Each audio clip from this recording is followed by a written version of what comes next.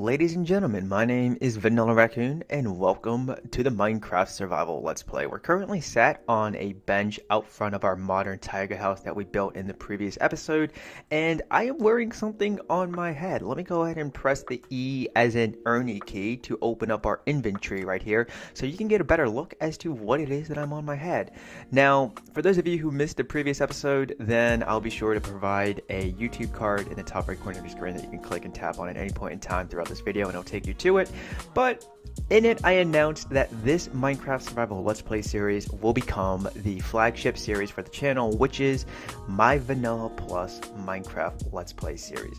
And so in it we now have a data pack that was made by myself along with Winter Grave, who, for those of you who don't know, is a mod developer who works for Iscow85 of Hermitcraft, and we developed a Vanilla Plus data pack that is called Pokey Heads. Now, basically, any and all hostile creatures that go bump in the night that can spawn wearing something on their head will now have the ability, or not the ability, but the chance to spawn wearing a top quality player head that resembles a Pokemon. The first time we introduced this in the Vanilla Plus Minecraft Let's Play series, it could only had the chance to wear a few different types of Pokemon heads, but we went ahead and added a little bit more to the roster. So we now have a few Kanto Pokemon. I think we also have some legendary Pokemon thrown into the mix, but also one thing that Winter did to go above and beyond the Call of Duty with developing this is that he even went ahead and introduced shiny variants of Pokemon into this. So for example, if we came across a Shine Charmander, instead of it being orange, it would be its Shine variant, which is a slight golden tint to it, and I am really eager to coming across one of those. Now, these are going to be biome dependent as well. So for example, if we go into a warm biome, then we're going to most likely come across fire type Pokemon, ground type Pokemon, that type of thing, because this idea originally stemmed from our mutual enjoyment of playing Pokemon Go, where we thought to ourselves, what if we catch Pokemon in Minecraft? And then, similar to how Pokemon Go has weather, which also influences spawns in the game, in this case, it's going to be the biome that will influence the type of spawns that we'll have. But with that all being said, I do want to get into what we're going to be focusing on in this episode, and that is a new data pack that I've come across. Now, currently, we are not able to craft it because I have yet to install the new data pack, but if we were to take some TNT along with some arrows, then we can go ahead and craft TNT arrows. And yes, it is what the name states. It's an arrow that will shoot, and upon hitting its target, will go boom. But also, I do want to go ahead and do some landscaping right down here because this is a little barren for my own personal taste. So I have a few rough ideas as to what I want to do down here, but like many things in life, subject is always available to change. So I'm going to go ahead and begin to do some landscaping here, bring it back for a little bit of a progress update, and then we can go ahead and do some archery.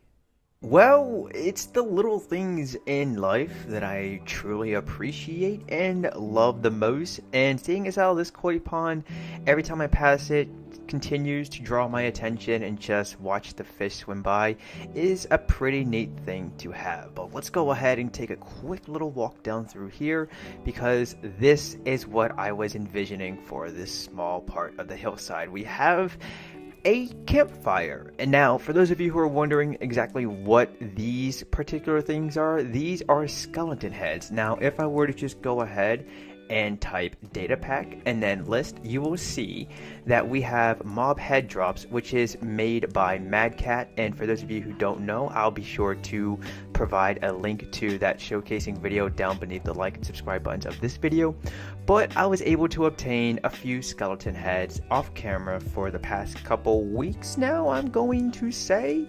And so essentially we just had to place some armor stands down and then use some pistons to push them ever so close to the netherrack block that we have right there. And then from there we just had to place the skeleton heads on top of them. And then just for little seating arrangements, we have some spruce slabs along with some spruce trapdoors. And if I do say so myself, this is a pretty nifty looking thing.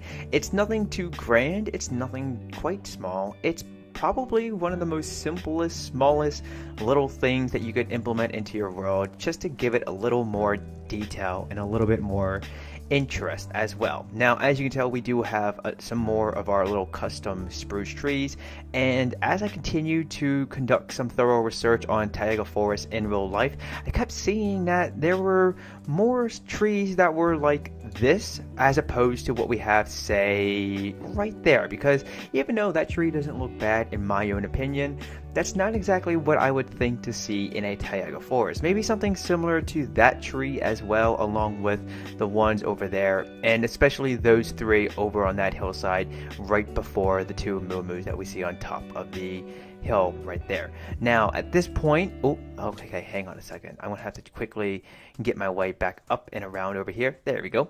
So at this point now, seeing as how we got this small project done, I'm probably most likely now going to have to go back and forth between here and the original NPC village that we were transforming, because I want to utilize these TNT arrows. I know it says spectral arrows, but believe me when I say this, these are TNT arrows. And you know what? Actually, no.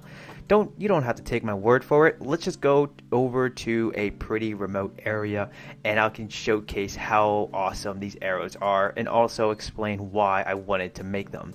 Now, for a little while now, I've been getting tired of having to traverse through the nether in order to get from one project site to the other, or just to get around the world. I hope that Piggywig is wearing floaties, or at least knows how to swim, because if not, I may have to act as a lifeguard and quickly go save that Piggywig. But I've been getting tired of having to use the nether basically to get around in this world, and I want to get my hands on a pair of beetle wings, which is properly known as an elytra. So that means I'm going to have to go into the end dimension and slay the ender dragon, but I wanted to make sure that either I was properly decked out in terms of armor and gear, or I came across a particular data pack that would be pretty useful in this case. So if we could just draw our attention to that little chicken over there, and if you'll notice that down on the bar we have 47 of these TNT arrows. Okay, so originally I was going to shoot the chicken, but apparently he moved out of the way, so that's kind of good, I guess. But let's just go ahead and aim, and 3, 2, 1.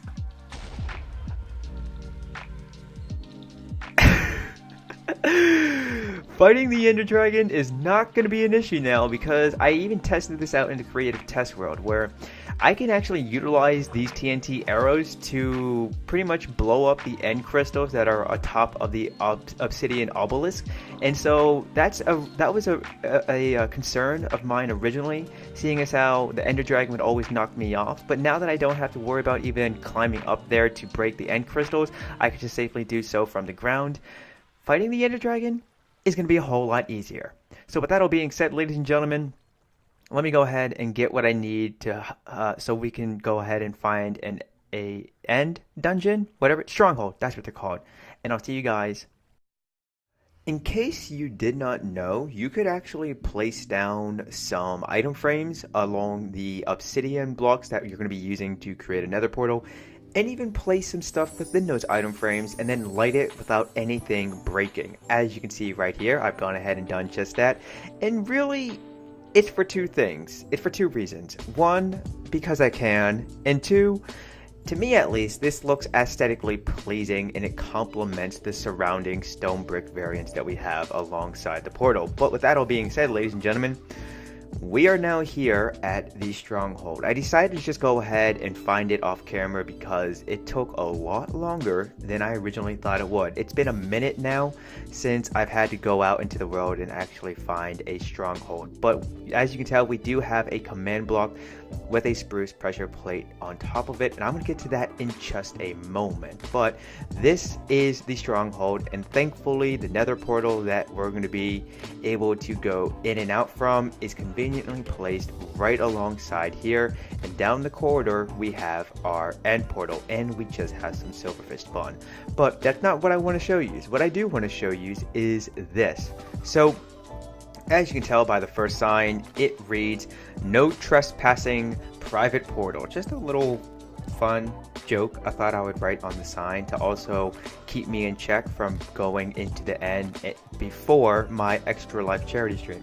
Now, for those of you who are wondering what I'm referring to, a few episodes back I did mention that I wanted to do an Extra Life charity stream because at the beginning of this year when I started my campaign, I set out to raise only $100 and we're currently at $61. I can't remember exactly what it is off the top of my head, but I do know we're over 50% of our goal there, and I would like to get a little bit closer to reaching the $100 goal during this live stream. So when is it going to be? Well, as you can tell on the sign, it says 2010-2018. It's the date, the month, and the year. Not like it's a 20th month, at least not to my knowledge.